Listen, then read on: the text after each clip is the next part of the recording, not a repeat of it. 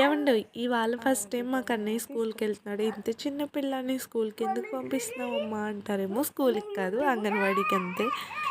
ఇంటి దగ్గర ఉంటే ఈతలంతా తిరిగేస్తున్నాడు. అందుకని ఎలాగో అక్షరాభ్యాసం అయిపోయింది కదా, అంగన్వాడీకి అలవాటు చేస్తే తర్వాత 5 ఇయర్స్ వచ్చాక స్కూల్లో వేస్తాను.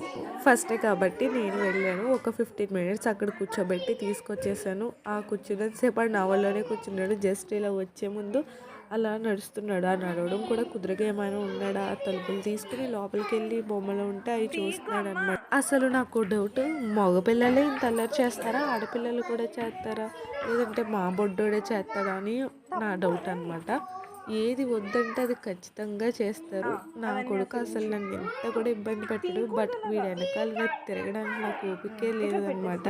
అంతలా తిరుగుతాడు. తిరగడానికి ఓపుకుంటే వీడంత మంచోడు ఎవ్వరూ ఉండరు. కడకి ఇంటికైతే వచ్చేసాం. ఇంటికి రాగానే ఏదో పని నుంచి వచ్చి అలసిపోయిన వాళ్ళగా ఫేస్ ఎక్స్ప్రెషన్స్ చూడండి. నిజంగా మిట్ట మధ్యాహ్నం దాకా మొండటంలో పని చేసి వచ్చినోడు కూడా అంత అలాంటి ఎక్స్ప్రెషన్స్ ఇవ్వడు. మా వాడు మరో కమల్ హాసన్ అయిపోతాడేమో అనిపిస్తుంది ఒక్కొక్కసారి వీడి నటన చూస్తే. వీడియో నచ్చిందా అయితే లైక్ చేసి ఫాలో అవడం అస్సలు మర్చిపోవద్దు. ఉంటానే. మర్చిపోయా, మీకు ఏమైనా బేబీ ఫుడ్ రెసిపీస్ కావాలంటే కామెంట్ చేయండి, నేను వీడియో పోస్ట్ చేస్తాను.